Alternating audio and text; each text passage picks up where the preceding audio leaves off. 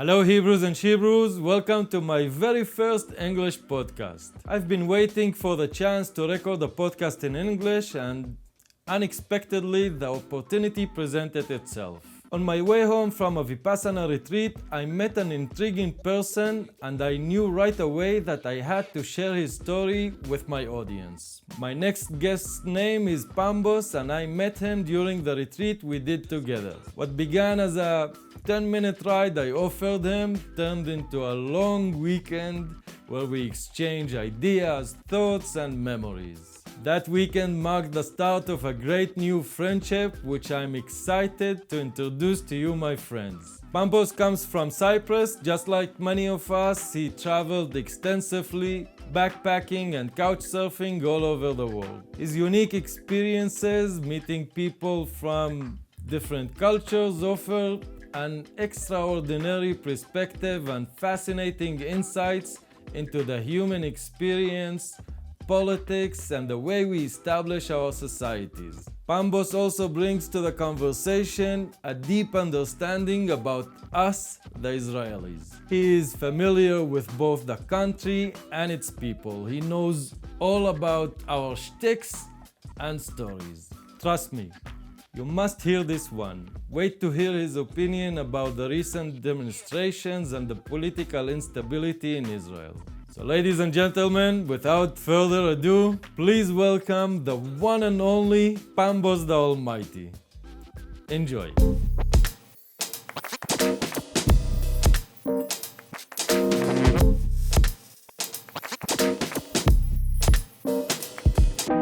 But you know my previous experience with, do you want to talk like online? Iran, I told you. Yeah, sure. Yeah, but when that guy told me, I got shit scared and I ran from the seat. He was like, What is it? didn't I tell you I went into this place, I was bullshitting. Then I go to the cafe and the boy comes and talks to me in English. And then they were giving me coffee for free and sweets and asking me questions. But I felt it was mukhabarat. In Iran, yeah. Yes. And the guy at the end, the boss of the questions, bigger guy, he said, you know, I have another job. I also have a TV show. Okay. Maybe tomorrow we can meet to talk on TV for 5 minutes about how you tourist, how you like Iran, the things we discussed. I leave. I think mukhabarat. I think of myself on Iranian TV. I'm like, they will close my bank accounts globally. Yeah. If I appear on Iranian TV, I work for Israelis. I'm Yeah. like, next morning, bus, change city. Well, you travel in a lot of places, and you've been to Iran, Pakistan, Syria, Lebanon. Like the list goes on for forever. Yeah, but you create via experience. You create this sense, smell. You can smell when you have to go. You can smell when the risk is increasing. You don't think. You don't analyze with brain. This guy is getting a bit angry and he's looking at me and he's talking. Maybe it's time for me to slowly go out of this bar. You're not always right, but you sense the danger. Yeah, but it's a sense that you develop by experience, and you have abundance of experience. Like, you're a very fascinating guy. You know, when I think about on this subject. In some other subjects, I'm a very black guy and I need your help. Please take my hand and walk. That's okay. And this is why I need to put... Same guy? Sure. I want to just put some intro to the whole thing, because I know the dynamic between us. We're going to start talk. We're not going to stop. You have to put the framework. I'm losing it with you. I'm doing it. So that's okay. Like, you are my first podcast in English, first of all. Which is a way out of my comfort zone, but you are such a fascinating guy that I said that I must do it. And now, in perspective, what happened to us, just to put to people who are you and what we are doing here, we participated in the Vipassana retreat together for 11 days, very long journey. Deep. Very deep, that we, in perspective, what happened to us, in one of the discourses Gwenka talked about it, the teacher talked about You know the toy that has a string in it, then you roll it, and after you release it, it bounces. This is what happened to us for 11 days. We couldn't stop, we couldn't say even a word or like communicate even in a hint one with other guy, and suddenly we got out to the road. I picked you in my car yesterday, 8 o'clock in the morning, and ever since we didn't leave each other. We kept talking for hours. But was the first time happening to me because this thing happens with everyone coming out of Vipassana. Was the first time happening to me after 3 times of being in a course is I'm stuck with one person, not stuck. I Yeah. did all of it with one person because previous times I went out and you start seeing different people. You talk here, there, ta. But now it's one guy. Yeah, and I'm so fortunate that we had this opportunity because Imagine it how was. interesting you are. You are. You. You, like, and people were gonna listen the things that you've done. Like, they will gonna have a taste. I think that we're gonna do But it can again. I say what's the most interesting thing for you? What? Zero fanatism. I say things that might be completely different from what you heard before or you know. And you listen and you discuss, maybe I'm right, maybe I'm wrong. You don't have blocked ideas that, no, it's like that, finish. Well, You're open to listen to other ideas and play with the idea. It doesn't mean the idea is correct. just let's Play with it. Yeah, see what comes in. I thank you, because it's a muscle that keep working on. Being a constant learner and try to open my mind to new things and see things in a perspective in a light that I haven't seen before. It's You know that at the late stage in life, like after 2030, is the most difficult muscle to stretch. it is. If you get stuck small, it's difficult to stretch this muscle and open your vision. You need Body to, muscles is easier to You stretch need than to the... start with tiny bits all the time. Start doing things differently. One of those things is to do a completely crazy thing like doing Vipassana, for example. Like Crazy? I don't know. You tell me. Why did you do Vipassana? What is Vipassana for you? Vipassana is crazy to someone that has never done it. Mm-hmm. And suddenly you go tell your friends, I'm going to this place. I will speak nothing to no one for 10 days. I will be sitting for meditation and take into consideration I'm not a guy who's doing yoga all the time and I'm sitting. It's not my daily life. I'm not a monk or something. So you sit silent for 10 days and you meditate. And automatically everyone will say this is crazy. Not only that, it's the structure is so hard. It's the hardest thing that I ever did. Like you were talking about the Israelis; they are tough and things like that. And in the Israeli army trainings, for me, like one of the words that was very shocking or frightening was the word shne. Shne is do it again. You run or do very... You don't do it well, shne. After you finish it, shne. In one word, come on, do it again. And this is the feeling in Vipassana. You wake up 4 a.m., 4:30 you are already in the meditation hall for 2 hours. After that you'll have a breakfast, a small break, and then you'll go back. Do it again. Shne. Do it again. Shne. All over again from 4 a.m. to 9 in the evening, and it's the longest days ever.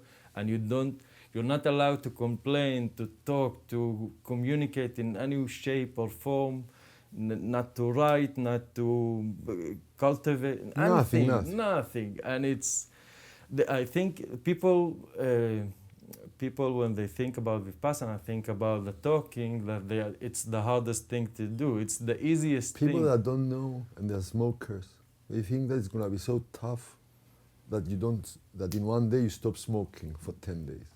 But there's so many other tough things that smoking doesn't even come close to the priorities of your issues at all. It doesn't even cross your mind.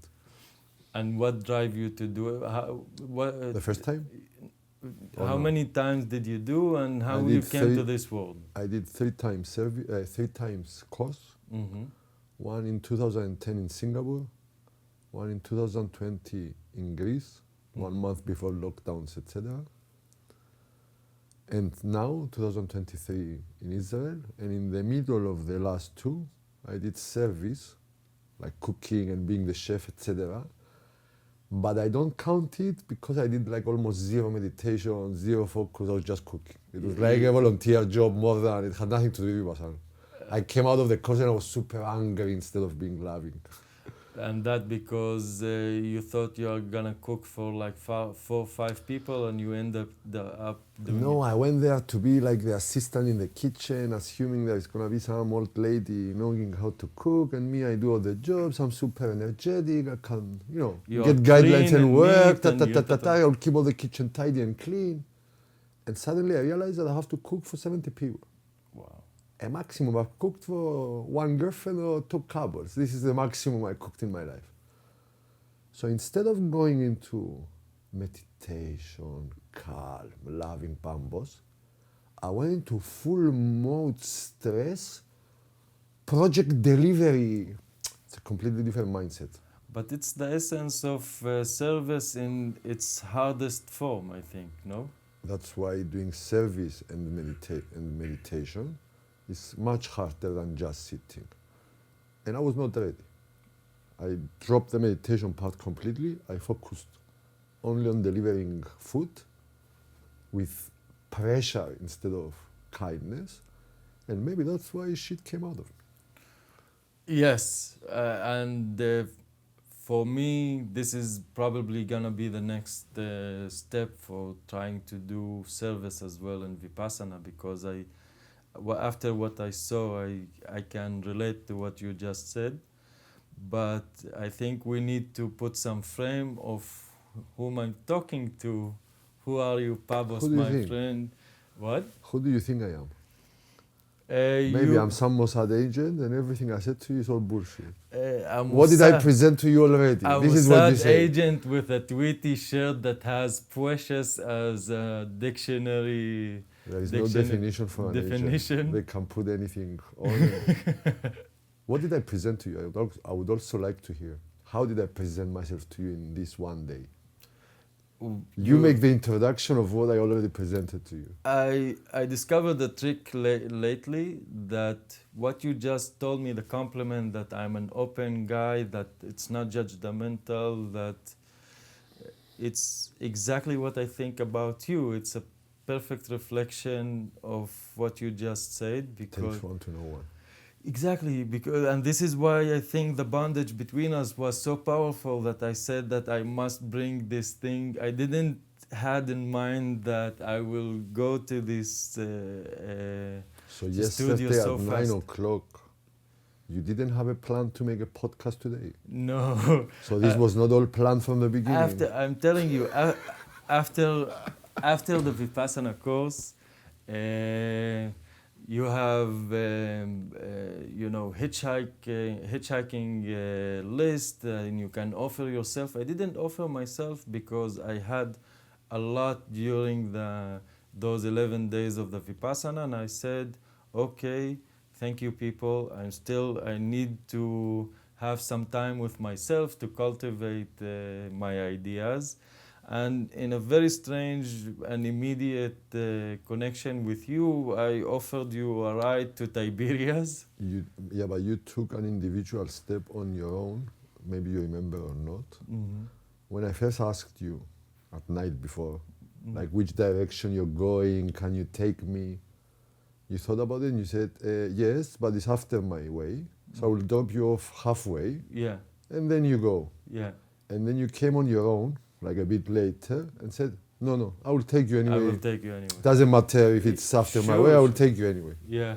because I didn't want to go to Tiberias because I didn't have my phone. I wasn't sure that my GPS is gonna work. It's been years since I've been there, and we both got lost in this city. That it's dying city. We couldn't have one coffee shop. Just wanted to have Sit a in coffee. the sun, one sit- coffee and one cigarette. and that's it. How can that next to a lake be And so difficult to have a coffee in the sun? And we need to thank it because we couldn't find a coffee shop there, like a coffee shop. The only one that we find in the place was supposed to be open like in 30 minutes, and it became a very hard task to do. And long story short, we ended up that you couch surfed in my place, and we had a very long day together. Now I say small compliment for myself, Mhm. but with experience, everyone traveling gets this. It's not something special. You trust people that you don't know. You trust, let's go left, let's go right. You don't think too much. You don't try to control. When you're traveling, you get in you're in the sea, and waves move left and right, and they take right then. I'm very easy when someone tells me, Pambos, come, let's go to my village. I'm very fast and easy to say yes. I don't analyze. We go. If it's not nice, we can leave late. I've stayed many times, 10, 20, 50, 100 in people's houses left and right. Nice people, nice cities, kind of dangerous houses, you don't know. So I rode the wave. You were driving the wave, like, come, do this. But it takes a bit of lightness to follow the messages of life. Lots of people will offer you things, but if you're closed and stuck, you're not going to take them. People are going to tell you, come to my village. Maybe he's going to kill me, maybe it's dangerous, maybe this, maybe I have other plans. This is, it's... And you lose experiences in life. They're there. They're all around you for you to take. That's the thing, because a lot of people go on in this world and they are crying... Thinking that they drive. Thinking that they are driving, and more of it, they feel so bad that opportunities don't open up with them. They are still stuck in the same shitty habits, same shitty jobs, same shitty patterns, and nothing goes with their lives. And you say, how things gonna because open they're up? not open. Things are always open. It's you being open or not. Definitely. But next time, if we ever do another podcast and if it's focused on traveling, Mhm. I need to create a t-shirt. Okay. It's not where you go, it's who you meet. Now I met one Israeli guy and I stayed all day in one house in one village. This is an amazing experience to me, memorable. But the same, one Israeli guy, one house, all night there could be the worst experience. It's about who you meet. It's Yeah. not about where you go. It's not about the area. It's not about the money. It's not about anything else. It's the people. Experiences come from people, not from anything else. At least that's what my experience is. I think that after we release this video and introduce my audience to you, I'm gonna maybe publish the recording that we had yesterday in my place with my hear iPhone. this before it gets released. I Yeah. don't even know what I said yesterday. Yeah, me too. It was a very long conversation. But, well, our conversation started 8 a.m. yesterday and it didn't stop. We are rolling the camera, but we're still doing the same things that we've been doing for countless hours now, which is an amazing thing. But I would like you, if you can, introduce yourself, where you came from, how you came to travel, what is driving you, what... Jesus, such a difficult question. Now I'm in Israel, I live in Cyprus. I'm Cypriot. I've been to Israel like 20, 30, 40 times, I don't know, because of work mostly. And this time was my first time after 3 years because of COVID and regulations, etc. I couldn't come to Israel. In January, I went through Black January. It was like the worst month in my life. I was one step before killing myself for something. Darkness, depression, life is useless, everything. So part of the things I did to survive and get out of this darkness was Vipassana, was going to Israel for mental stimulation. I always get mentally stimulated in this country. Everyone has something new to say and play with your brain, and your brain starts, operating, not in a crying mode, in a creating mode. When I traveled to Greece, which are more local, let's say in Greece, the population has a crying mentality. This guy did this to us, we have this problem. General population, not like one or two people. In Israel, let's do this, let's create this, let's sell this in the other country, let's go bring this guy from here. So I find this mentally stimulating. So mental stimulation, see loving friends, do Vipassana, and Bezrat Hashem go to the north to travel for the first time. I've never been in the north. And voila, Bezrat Hashem, I've done all of them, and it's all going mentally stimulated. I've done my Vipassana, it was strong, it was very good. It was the best Vipassana I've done ever, the deepest. I would say that this was your first time in the north, in this part of the order, in this side of the border, because I've been more north. You've been more north. And it's funny that today I'll go to Golan, and I'll be in the most north, but I've also been to the Golan from the other side. And I've also driven on the border of Israel, but on the Lebanese side. Mm-hmm. Like I rented a car from Beirut, went all the way to the south, there is some United Nations area, I got some license, and I drive this border from the other side, which is so close, physically.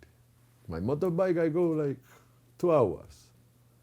It's so far if you want to drive now from here to here. It's like you need to go to China and come back. You cannot imagine how far it is.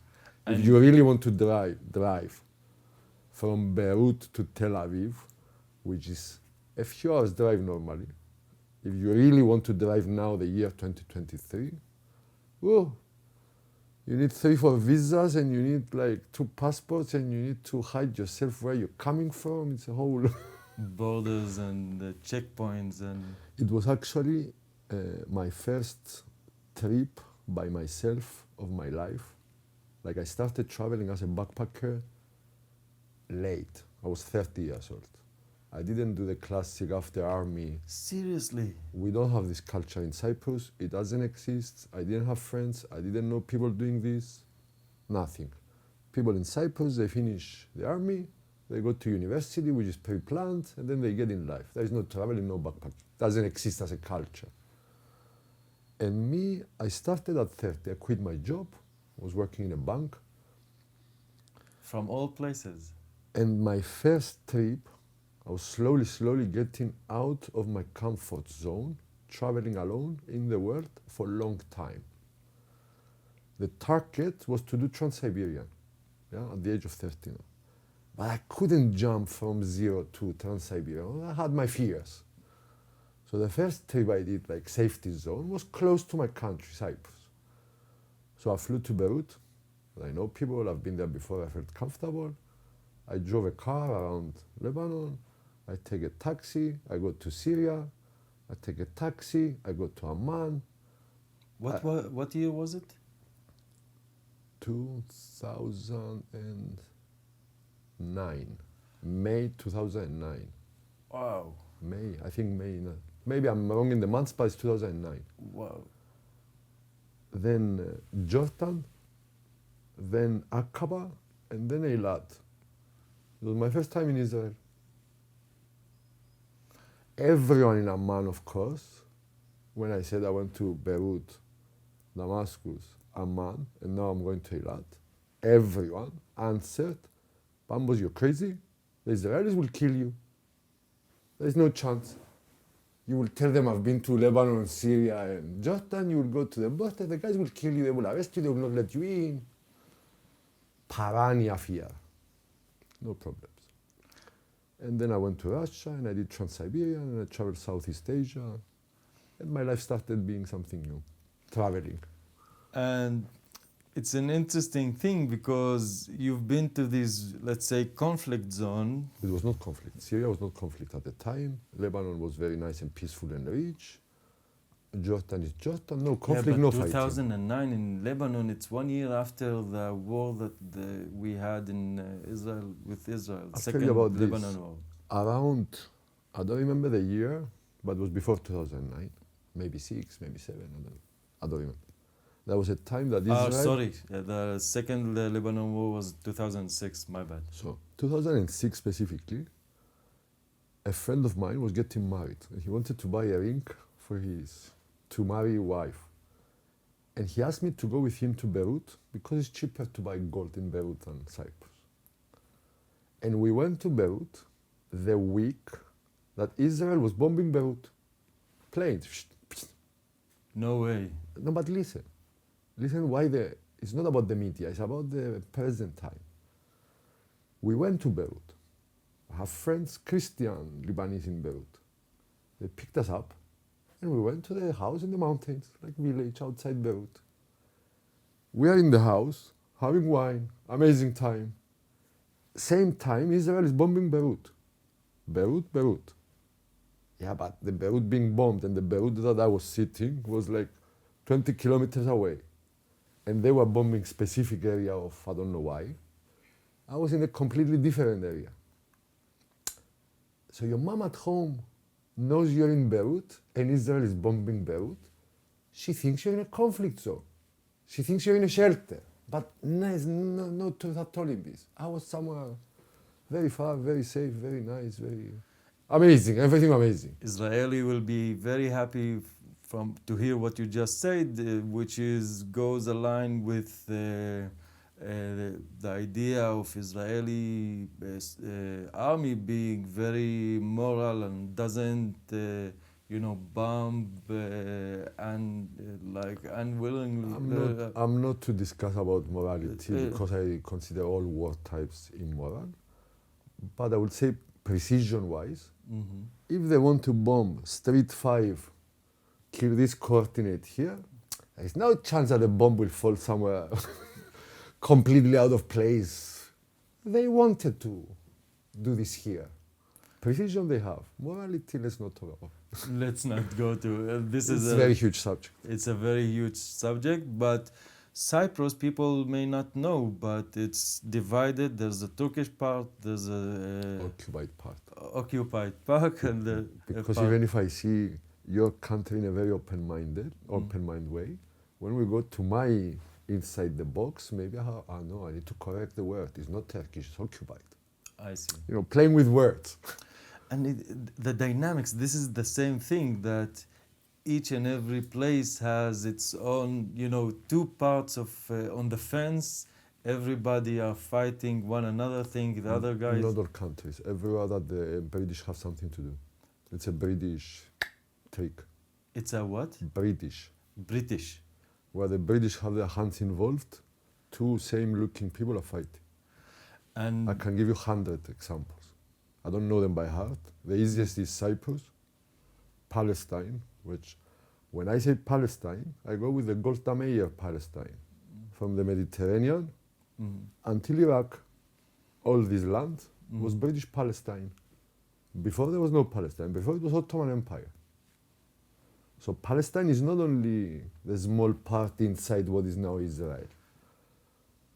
So Palestine, people are fighting.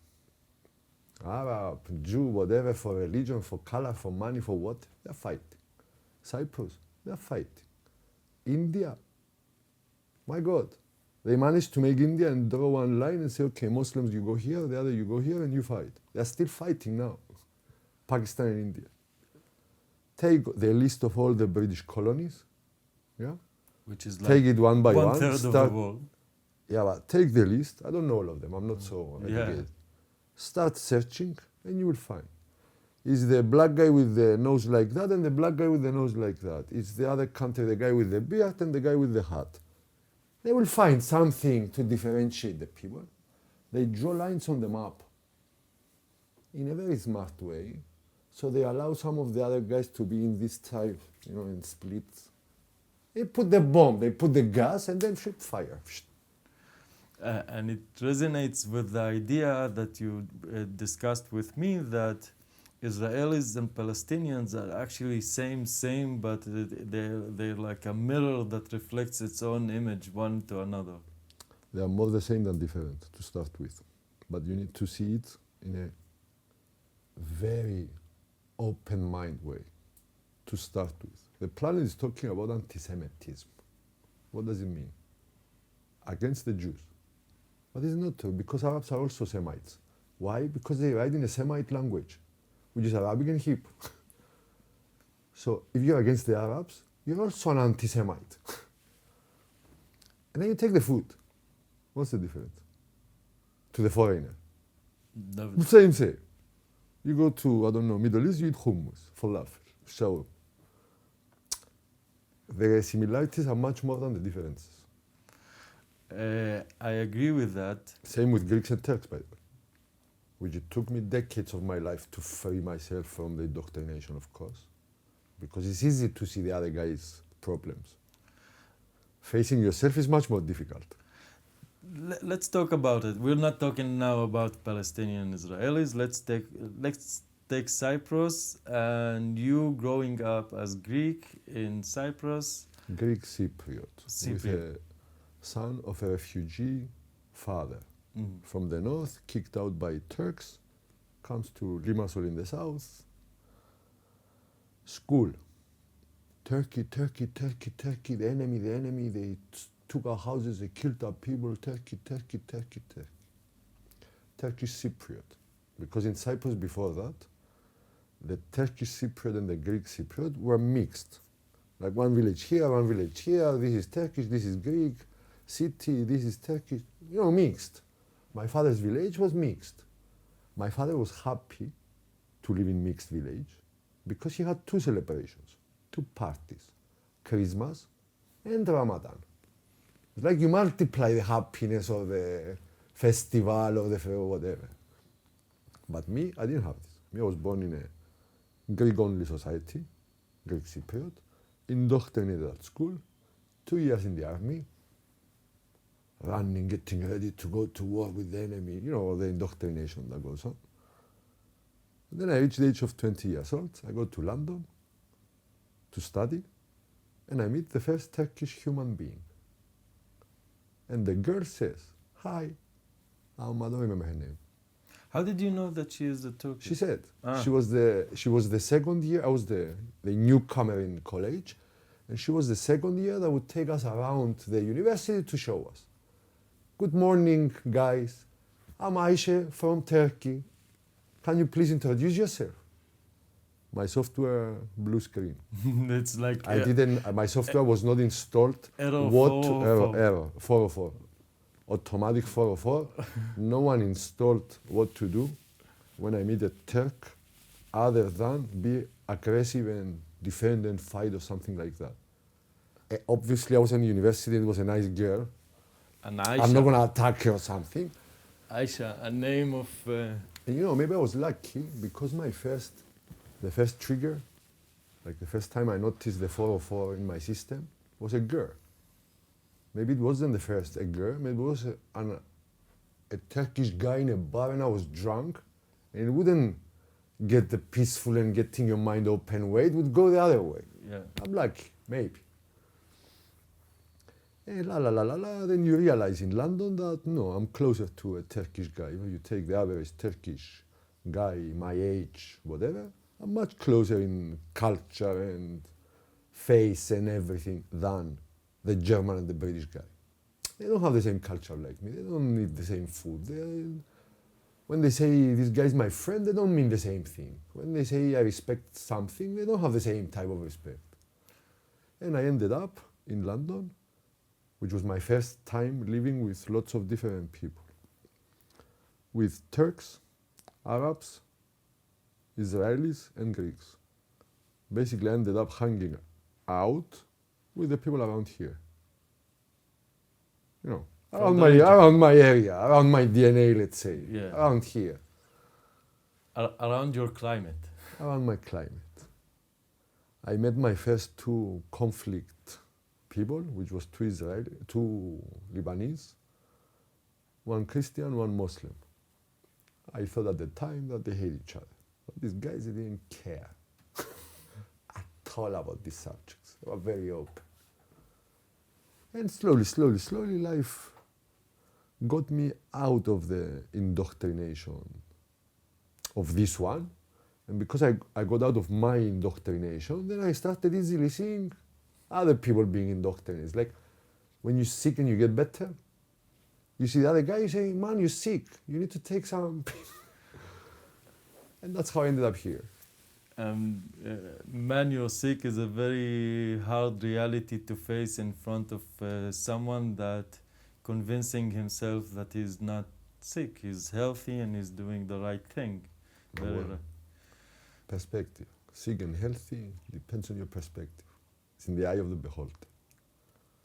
Me also in January, someone could come and judge me and say, Pambos, you have a house, your own, you have, I don't know, this education, you can get this job, you're healthy, you're well. I was not well, I was super sick. I was ready to die sick in my brain. It's perspective, what is sick and not sick?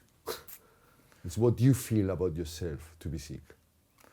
And you told me in our private discussion that you had a moment of aha moment that you was sitting, your apartment was looking very bad, a lot of junk food all over the place. The place was a mess, and you said, "This is a reflection of my inside world to outside. I am this apartment." I looked at the apartment around, and I mirrored my inside world in the apartment.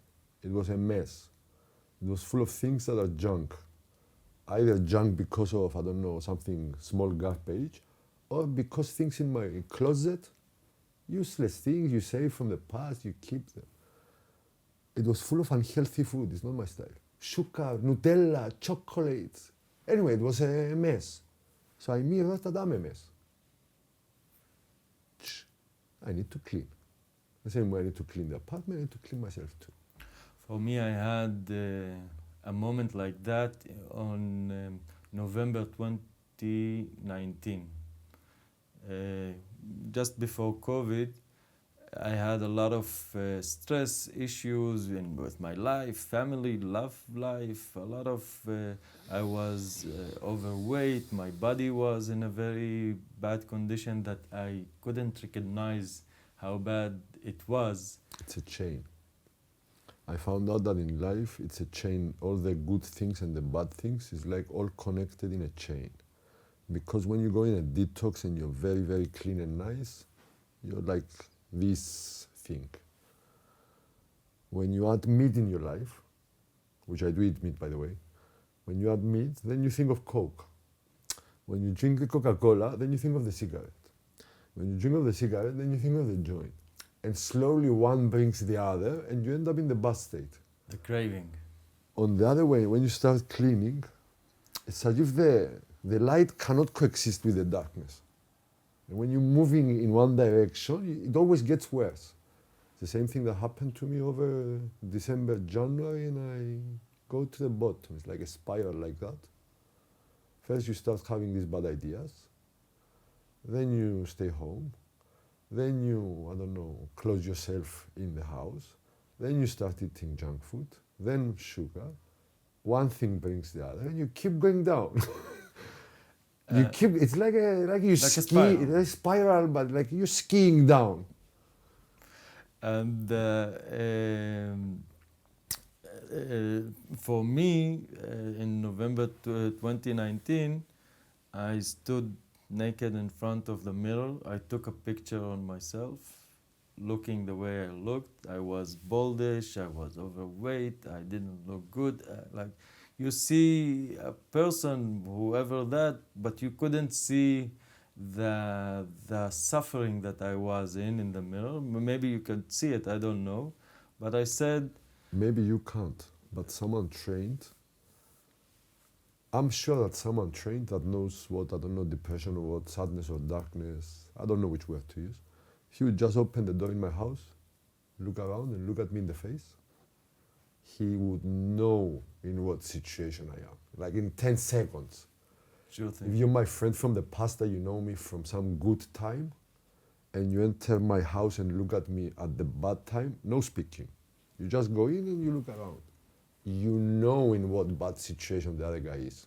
Yeah, and It's like obvious, so obvious. this is the accountability mirror that you, when you look at yourself in the eye, you know. So I said, More difficult to see in yourself.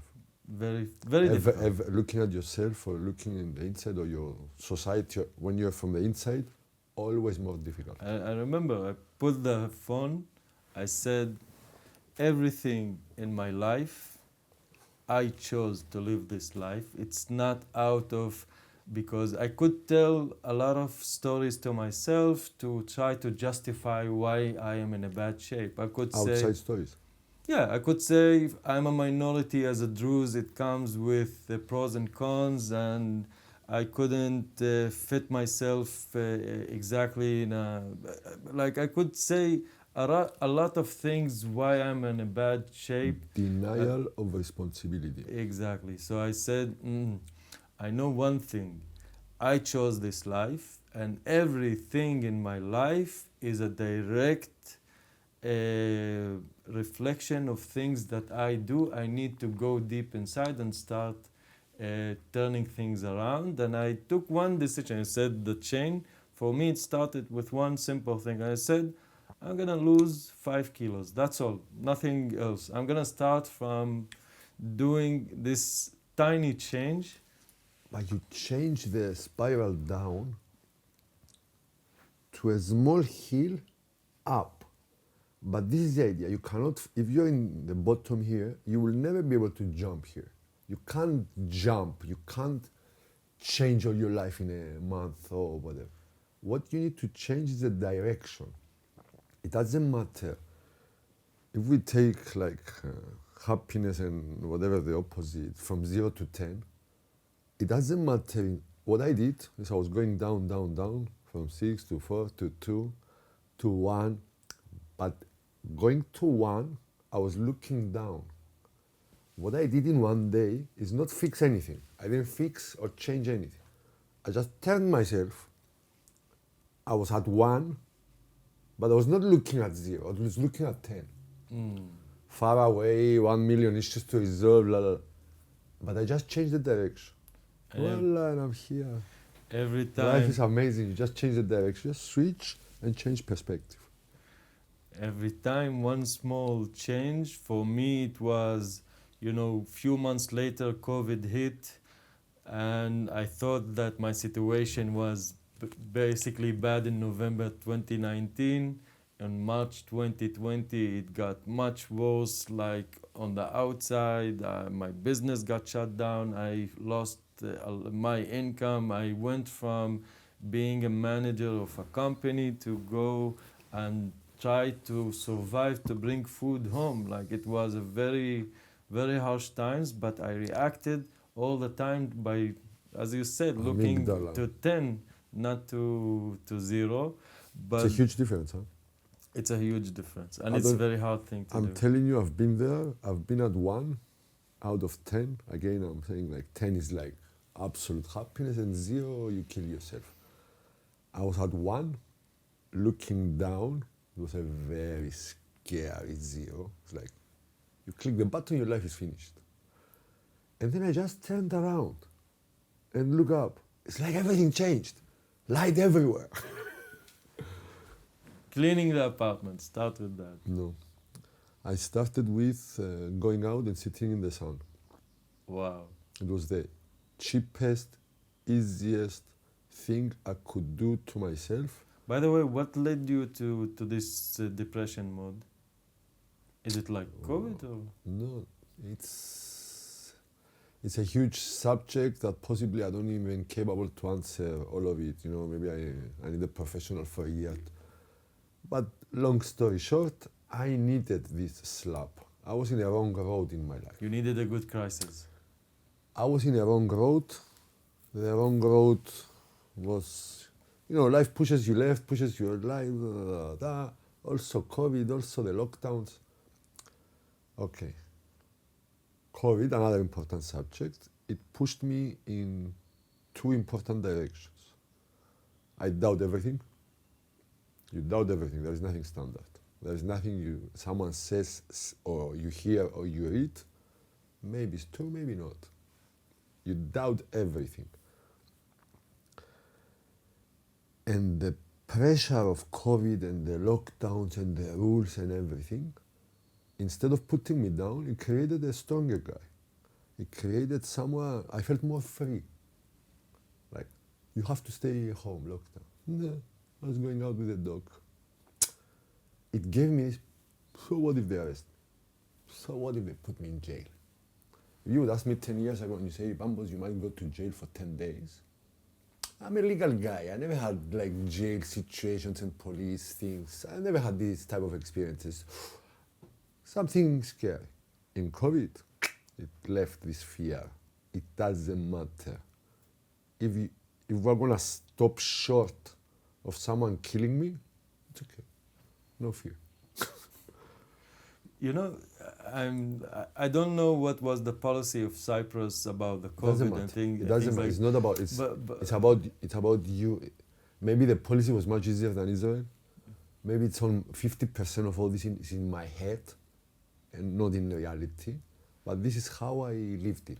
No, but what I'm trying to point at is that the fact is that it's still amazing that for me, I know the state that you've been because the textbook is the textbook that China wrote few months earlier, and each and every government, more of the like basically in a row like generalization, this is what they did. Like this is how they handled this thing. No matter, like you could be from Norway, for example. No, there is people like me, I think, in all countries. The way I reacted is not Pambos. It's humans, some humans. We have some, I don't know, system to defend or whatever. We're afraid of something, how to act in fear or, I don't know, survival, some instinct. Some people, when they are like semi-weak, they're like that and they do nothing. They stay semi-weak. When someone comes and pushes the semi-weak down, the semi-weak falls on the floor. Semi-weak, the guy is strong. Me, when I'm semi-weak, I do nothing to save myself. But when something pushes me with force, I push with force back. So by being pushed down, I jump up. And maybe this is what mentally I freed in COVID myself. And maybe this depression pushing down made me jump up. How can I say action, reaction? I'm sitting here and doing nothing. You come and push me to go back, I will push and go front.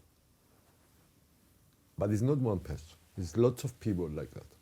There is a percentage of humans that reacted the same like me in all different countries. It's not about one guy or one woman. No. It's about the statistical percentage of human beings in each country. I was talking about the fact that, let's say, COVID never happened. Sorry, and the textbook knows about that. The textbook knows that when you put a psychological warfare on a country, 30% of the people will voluntarily follow. 40% extra, you need to scare them. 10% you need to blackmail them. The rest, there is nothing you can do.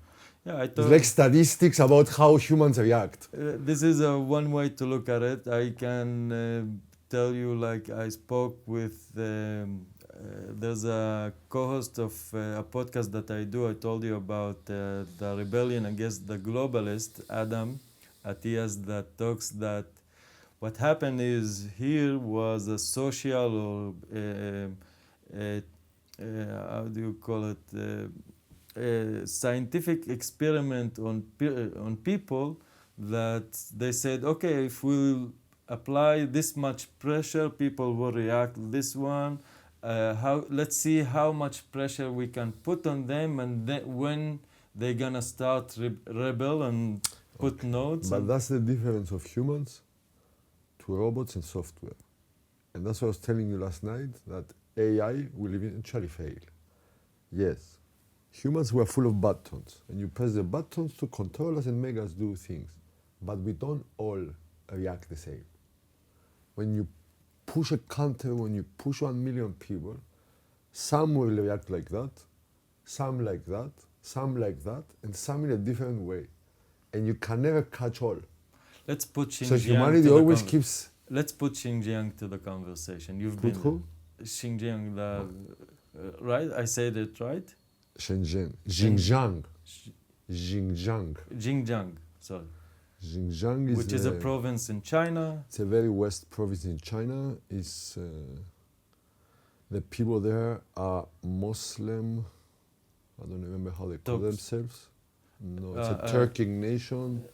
Rohingya. No, Rohingya is in Bangladesh.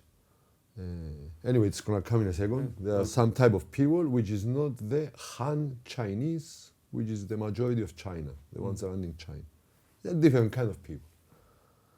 Ethnic difference. Yes. China for decades is trying to... Uyghur? Uyghur. Exactly, right. Uyghurs. Sorry. It's a Turkic nation living in China, in Xinjiang. China for decades is trying to, it comes to me, indoctrinate them. But what the Chinese say is in a different word. They take them to re-educate them. They want to re-educate them. So they take these people to re-education camps. What is a re-education camp? Let's see. If you don't know and you read on the Chinese media, university, poor guys, they don't have knowledge, we teach them something new. Not at all. It's a concentration camp. They don't want the result to be Auschwitz. They don't want them dead. But you take this guy, all his culture, delete, format. No, you don't sing this song. You sing the Chinese song. No, you don't speak this language. You speak Chinese. No, you don't eat this food. You eat, And they try to change all the ethnic group to be the same like the other one. Re-education. There's some horrible things going on there. I don't want to go in detail. There is many documentaries, But I'll say what I witnessed personally. I go to this city, and it's the city center, and I'm a tourist, I'm in a hostel, I'm walking around, and I want to go to a cafe. And there is 3 types of human being in the city. Chinese Han, the strong ones, the majority of China, foreigners of all kinds, and local Uyghur. And you want to walk in the city center, but there's police. They recognize the Chinese Han, the police, and they say nothing. Like, you walk, no stopping. They recognize the foreigner, and they ask you, passport? You show them 2 seconds, you go.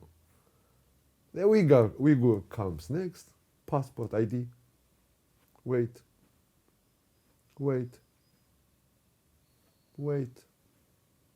Questions. No, closed for Uyghurs today. Psychological games, making your life horrible. Psychological game now. What to analyze? And the thing is, they're not gonna, they can't escape or flee the country. You can't.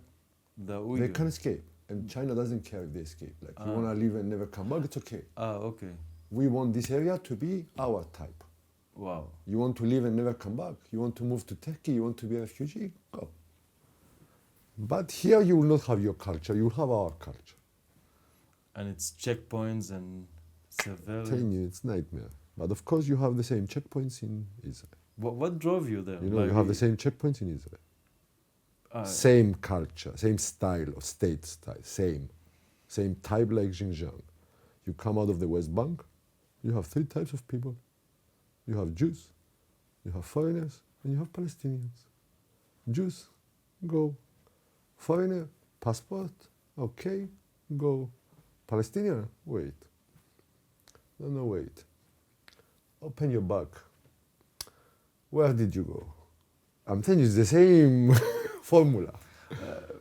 For me, I'm a Druze, but I was born, my mother tongue is Arabic, and I did everything in my powers to become 100% Israeli. I was indoctrinated when I was young. I wanted to be Israeli. I went to the army. Is there one meaning for what Israeli means? Is Well- there some book I can go and buy that explains what is Israeli? Well, for me as a Druze, what most of the Druze people here are serving the security forces, which is the army, the police, or whatever that is, and wear the uniform. And once you put the uniform, everybody looks alike, then you got a free ticket. But even in my honeymoon, we flew to Thailand, to Bangkok. I flew with 4 guys that served with me in the same unit in the army, and 4 of them, 3 of them, worked at the El Al company as security officers. And once we went to the checkpoint, to the check-in, right next to my name, there's a 3. I've seen it in my eyes, 3 stars. Where? In their list? In the list. That means that only the ship manager must come and release me. And the people saying, come on, he's with us. We work here. We know this guy. He's okay. We vouch for him. Nothing. It doesn't matter what these guys say. It's a system. System doesn't mean software. It's a system somewhere that says, every time, this thing, ding. Every time I should go to abroad, before I go to the airplane, I need to stay at least 10-15 minutes more just to wait to someone to come and... But it's the same with me. Maybe your name has 3 stars. My name, not my name, all the foreigner names have 2 stars, and maybe the other Israeli has 1 star. It's a system of classifying people. Every time to fly from Cyprus to Israel with El Al, specifically El Al, El Al. not going to Israel. It's about El Al, not about Israel. El Al. There is guys interviewing me in the airport in Cyprus. If I fly with Aegean or any other air, no one is interviewing. I go straight to the plane, I fly, come here, immigration official, I give my passport, no. I never fly with El Al, of course. Yeah. Why should I do that? I'm telling you, after that, in my honeymoon, I always was, I will fly El Al, it's the national air company, I love it. Each and every time I had to go this thing, and each and every time it was a nightmare. Once I even got a free ticket to New York that I got. All the tour just went on. Me and my wife need to have a few more minutes just to people and come and say, come on. Anyway, let's not go into detail. It's categorization of humans into amazing. class A, B, C, D, and each class has different rules. It's what they did with COVID. Class A, fully vaccinated. Class B, semi-vaccinated. Class D, you have a safe pass because you're testing or something. Class D, they have nothing. You go to the door, you put your mobile phone. I don't know if you had these things in Israel. Mobile app and... They did. I didn't get vaccinated, so I don't remember. But yes, No, in Cyprus, you had an Cyprus, app. there was some app that was classified. The green passport. Something like that. Yeah. It was giving you some classifications. Sure. Don't remember now details. If you're this class, you can go in the bar. If you're this class, you cannot. If you're class this, you can go here. This classification of people and the doors open for class A but not for class B, which is the definition of racism, is not something new in COVID. It existed in China for a long time. For other things, for example, Xinjiang was operating like that. This type, or this type. And I don't know, maybe it works in the history of mankind classifying people somehow. But it's there. But people say that there's like a saying that says not all Muslims are terrorists, but all terrorists are Muslim. Like the Jewish classic, Israeli But guys. you know that if I want to make terrorists out of one country, I can. You choose the country, you choose a group of people, you choose them. Tell me, is this country in Africa and is this type of people? You give me enough money, I will make them terrorists. which is Give me 10 years and money, I'll make them terrorists. which leads us to your First thing I do, I go in and start killing their wives and kids. I make them nuts.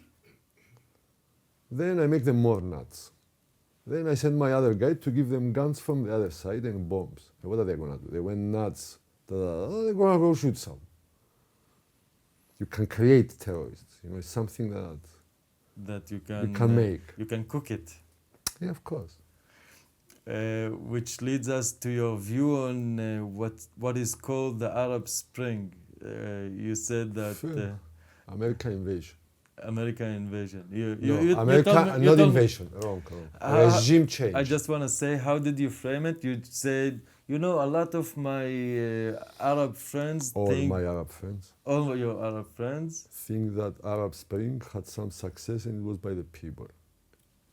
Okay. Which had zero success. It was a complete failure, destroying all countries against the people's interest, just because the Americans or whoever is behind this thing, which I don't know, whatever, someone just wanted to change the situation to his benefit.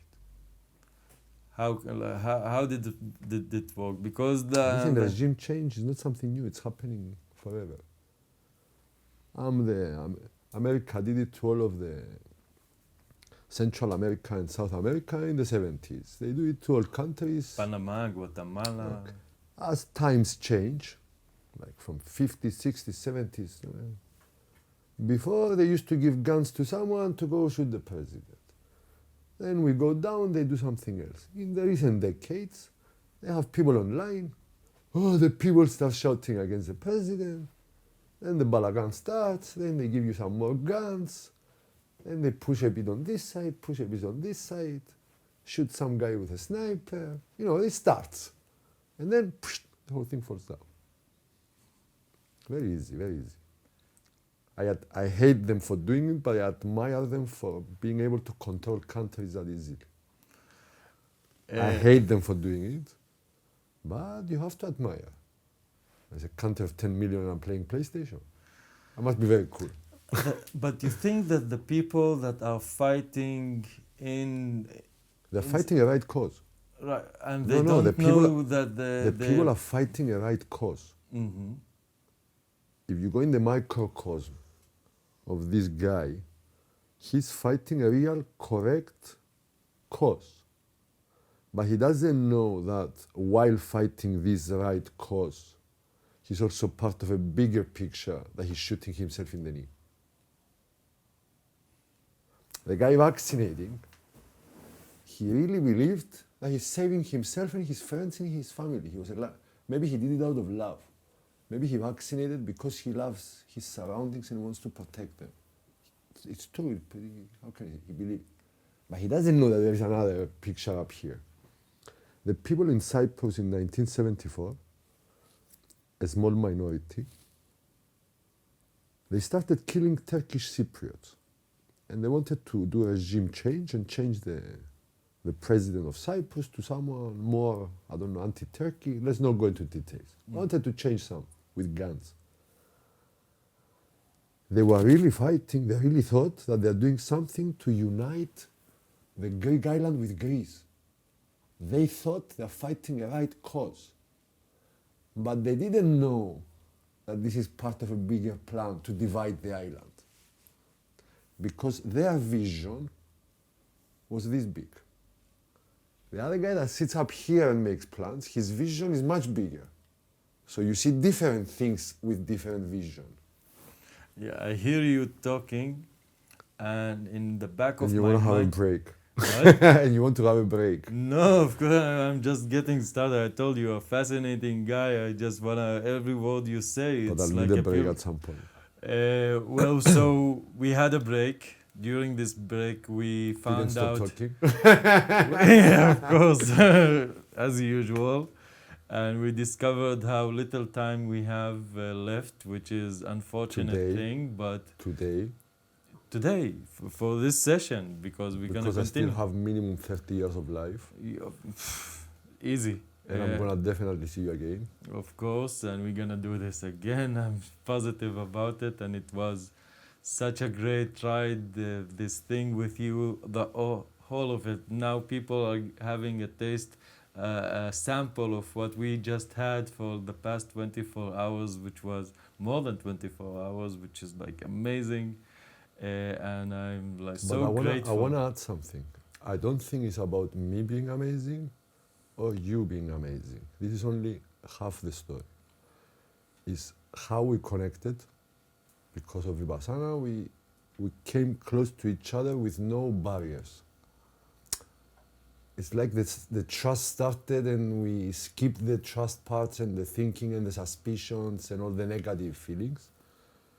And whenever we exchanged ideas, both you and me were just open to exchange ideas. I didn't need to convince you for something. I don't need to sell something, or you didn't need to convince me for something. You just wanted to pick Just- my mind, yeah, me yeah. picking your mind. Yeah, it's like when you box with a partner. You don't want to kill him. You don't want to win him. You're just training together. So you need to punch me this side and me on the other side And to train, mind training.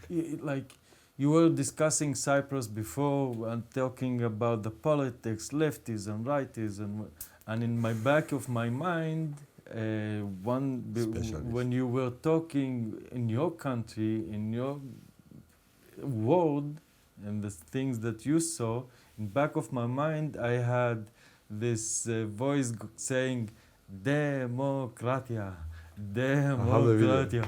What? I have the video. You have the video. You want to talk about it? Why not? About people doing malicious things, or not malicious. I'm not gonna put labels on it or whatever that is. People fighting for good, also myself. for good cause. That they are in their small framework. It's very righteous cause, but still, if you see this bigger picture, you'll see what hands they are playing, and it's. But I don't want to say who is malicious and who is not, and who is down and who is up, because I don't know definitely who is up. I can't talk about this. The only thing I can talk about is that we all humans should feel at any given time. There is also another perspective. Yes, I'm walking downtown Tel Aviv for some reason. Democratia. For some reason, I don't know so much, I can't talk details about it. But there is always someone else playing another game. Maybe I know, maybe I don't know. Sometimes it's very difficult to find out who is this guy and what is this game.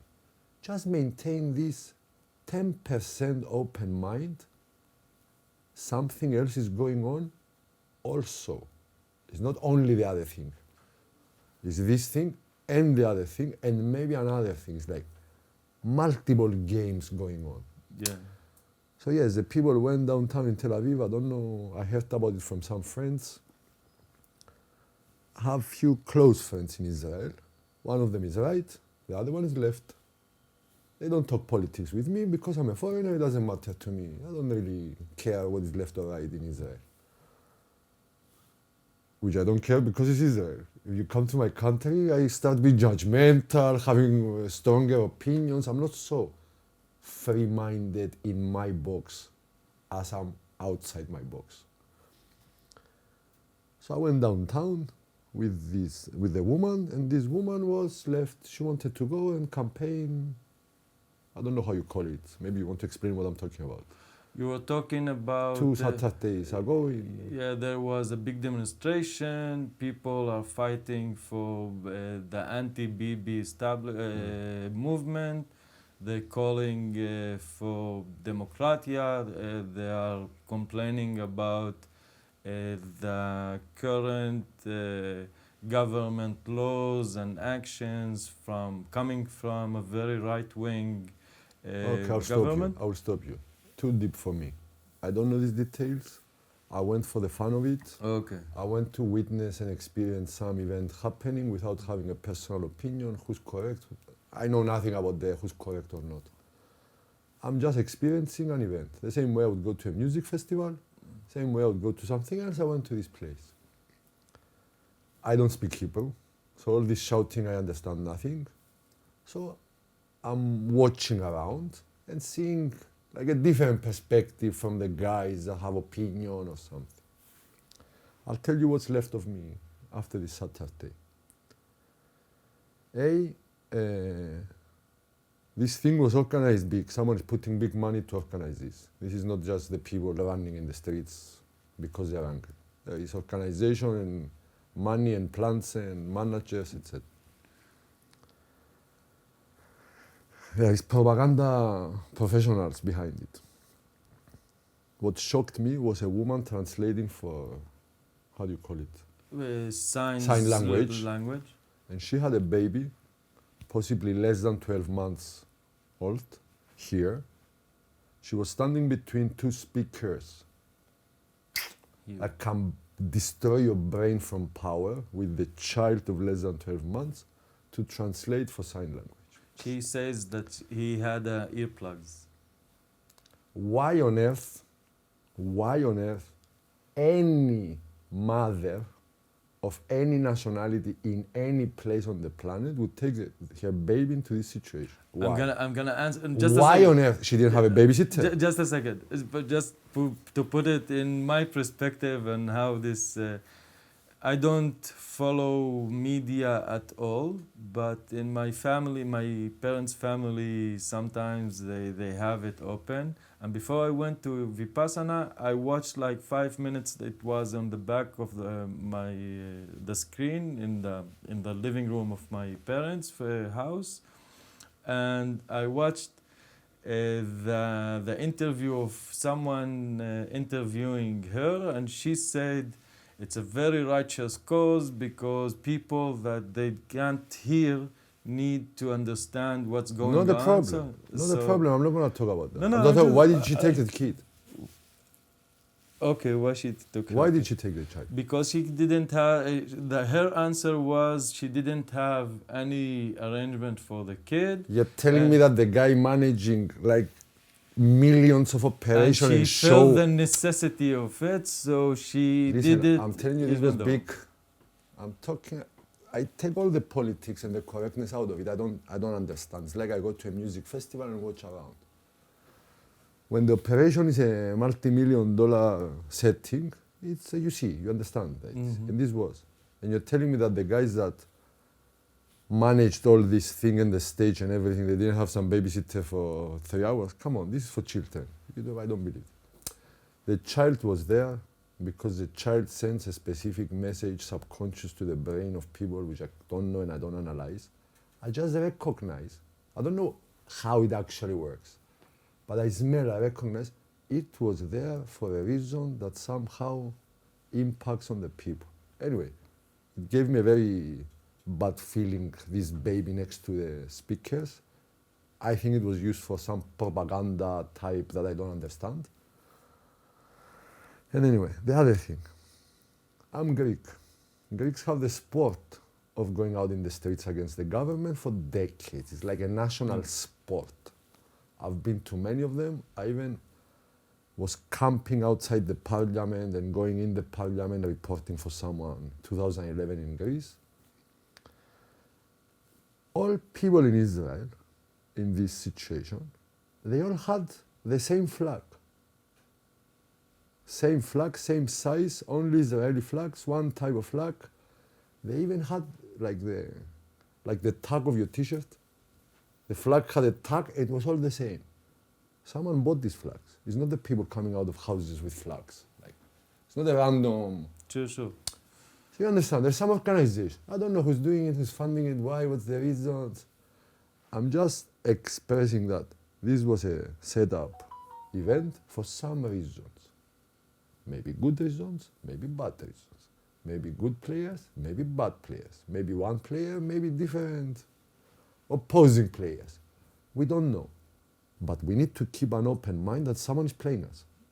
Playing some game we don't know. Mm-hmm. That's all I can say is like, there is always someone playing another game. You know, I'm hearing you. First of all, I agree, to, arrange something in this magnitude needs funds, need money, needs arrangements, needs everything. Needs government connections, you need to close streets, it's huge. It's huge. And someone has messages, and those messages is trying to manifest them. And also, we're in Israel. Mm-hmm. We're in Israel and we're in Tel Aviv. We're not in some African country that 20,000 people start running in the place. So much security here. Yeah. How do you manage to have 100,000 people closing the streets? It means all the security knows about. Yeah, but as you talk more, what resonates for me is a line from the Quran that says وَيُفْسِدُونَ فِي الْأَرْضِ وَيُحْسِبُونَ نَفْسَهُم مُصْلِحُونَ, which means, and they corrupt the land and thinking themselves as fixers, like doing good things, you know. And this is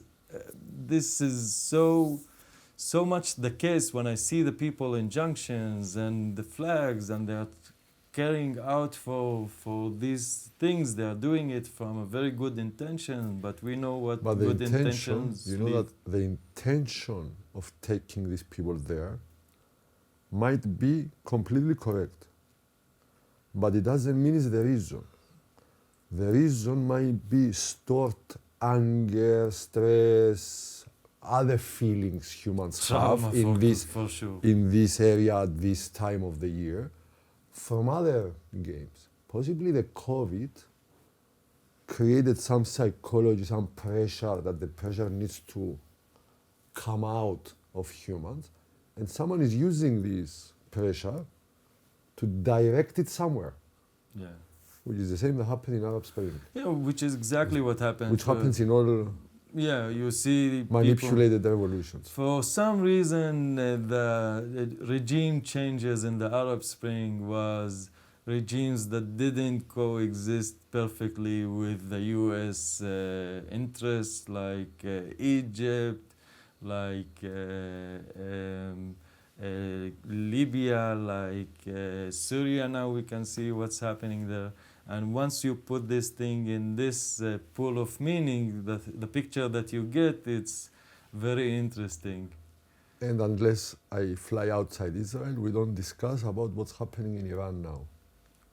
That Yes. suddenly all the West is interested about the poor Iranian women with the burqa. Yeah. Well, Like the West political machine suddenly got empathy for the poor Iranian women. yeah. Come on, this is for kids. And we're in Israel. We need to get a bit more advanced. We don't talk for kids. It's a bigger game going on. Okay, well, time keeps Stop. running out when we discuss with you, and I'm sure we're gonna do it again. What we are doing right now, it's kind of tickling in my tip of my fingers to ask you. You told me that you wanna become Muslim. Yes. You wanna talk about it? Maybe if I talk about it, by the way, they will not allow me to be, because they will know the truth of why I want to become Muslim. Anyway, I will talk about it. Because I want to visit Al-Aqsa, and I want to do the pilgrimage in Saudi Arabia. And you cannot do it unless you're Muslim. Being Muslim is two things. The real being Muslim, which you have to really believe and study and you really become, or the bureaucratic being Muslim. To go to Al-Aqsa, they ask you, are you Muslim? But this is just bureaucracy. Because half the Arabs that go there and claim to be Arabs, they don't really believe and they don't act like they believe in, they just happen to be Muslim. It's a political statement mostly. Political, they're not really believers and they don't really study Quran and follow the rules. At least decent amount of them, not Some of them. No? Yeah, Some of them. Sure. Same. Christians. What do you think that Christians, everyone that claims to be Christian, he follows Jesus' sayings. How are they making all these wars, the Christians? Jesus says, And love who everyone. decides what? Anyway, like for me as a Druze, I do Vipassana, which is a teaching from Buddha. Who decides if, like, who cares? Like Okay. it's a place of God. Then God should decide who goes in and who gets. So the real becoming Muslim or becoming something is simply only deep inside you and God. You really believe this, you study it, you follow it, you have faith, etc. You follow it.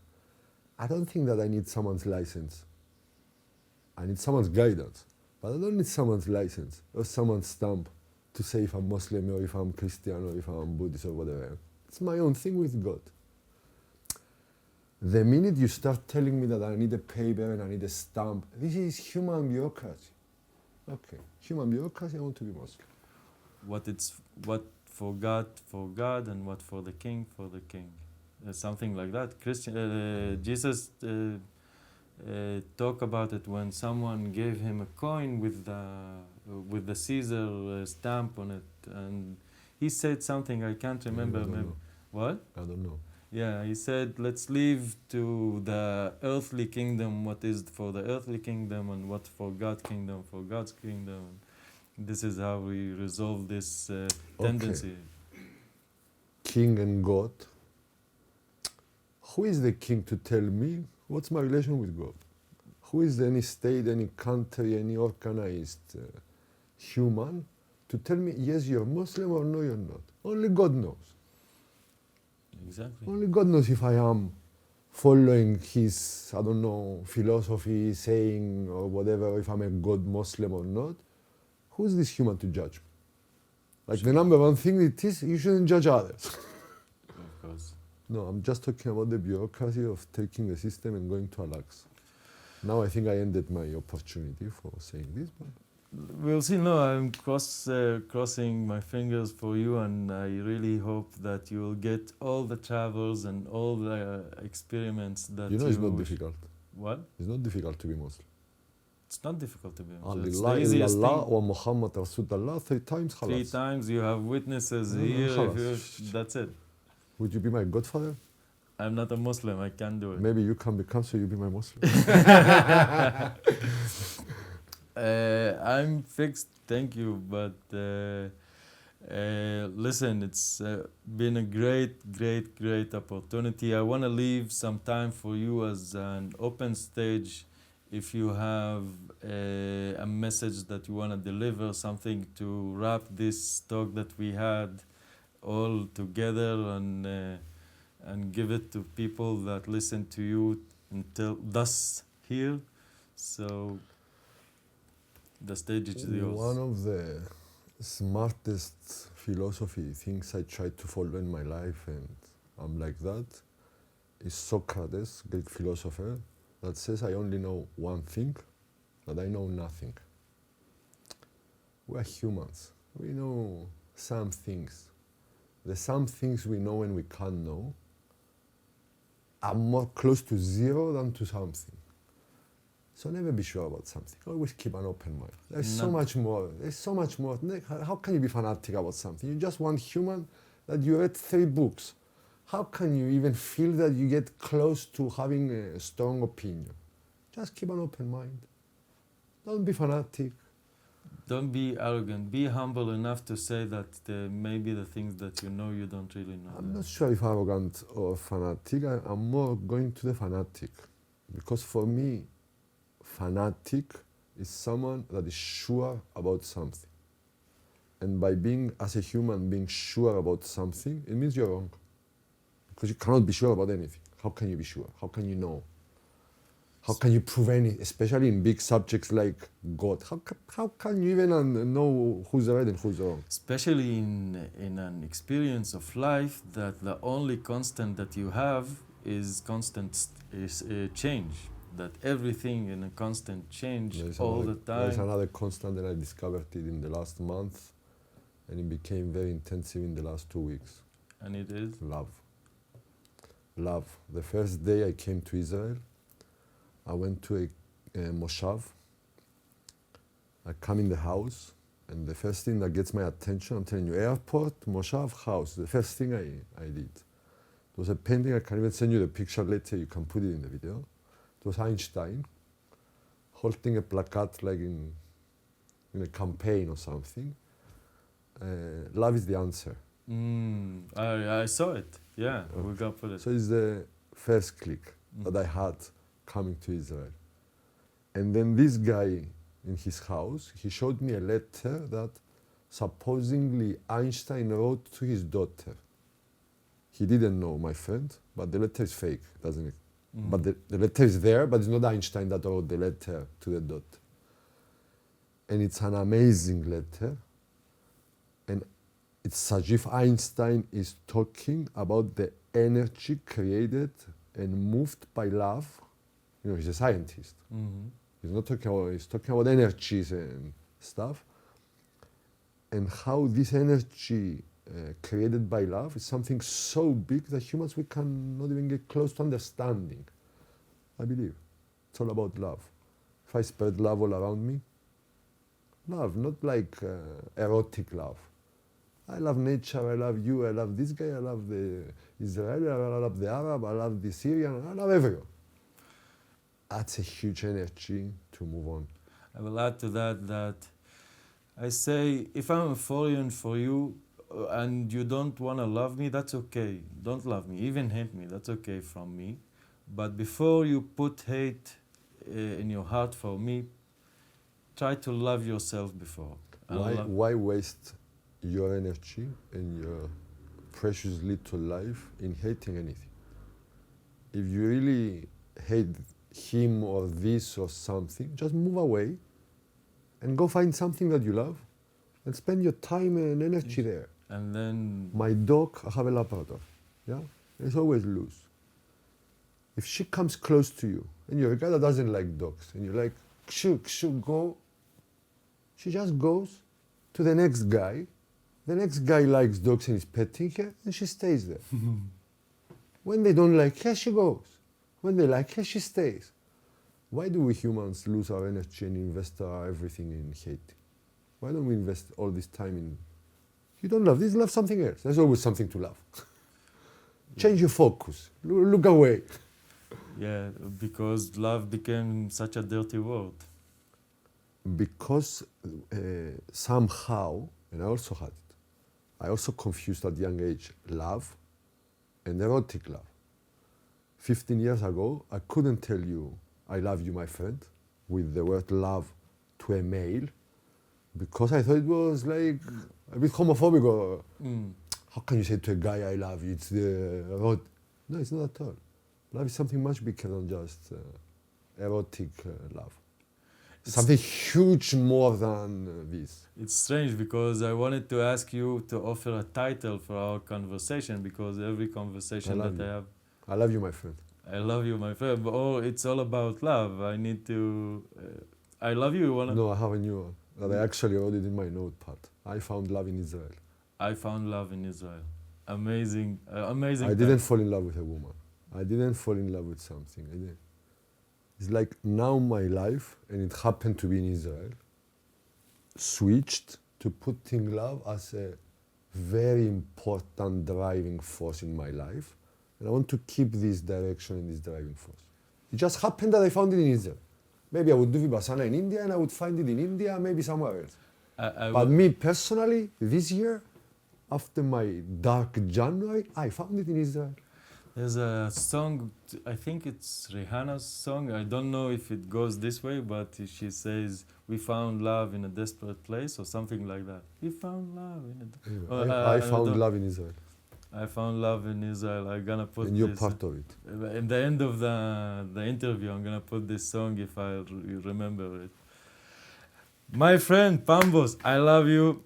I love this talk. I love everything that we had ever since we talked. I told you in the Vipassana, I saw you walking around, and every time we passed each other, I had, this sentence that kept just appearing in my back of my mind. I love this guy. You see a lot of people, they are doing their own things. You know that maybe your thought, the sentence, in your head, the thought, creates vibrations. Maybe the vibration transmitted to me. Maybe things are happening and we connect, but as humanity, we cannot analyze them. Yeah. But we can't close down ourselves only to the things that we are capable to analyze, because then we cut off huge chunks happening around just because we don't understand them. Yeah. I don't understand God, but I have faith. Strange, because because I never spoke with you, but I knew that you don't speak Hebrew. Hebrew. Because, you knew? Sorry? You knew? I knew that. How? I somehow, I think I heard you talk English, or someone approached to you in Or English. maybe they first that they said English speakers go to the Yeah, other room. exactly. And you were wearing this gray Tracksuit. yeah. And I thought that you are French, and I don't have even one single French friend, and usually they are not the nicest people. But you also don't have Cypriot friends. Yeah. And But now you do. I have the most important one in the whole island. So maybe next time we do a show, I'll bring the French with me. Okay, yeah, let's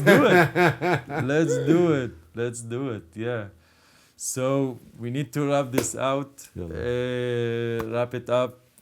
Thank you so much for this great opportunity to show yourself and let people from here hear you, see you, and see how beautiful man you are. I love you. Thank you so much. But the importance is not about me being beautiful or me knowing something more than these people. It's about looking at the same subject from a different perspective.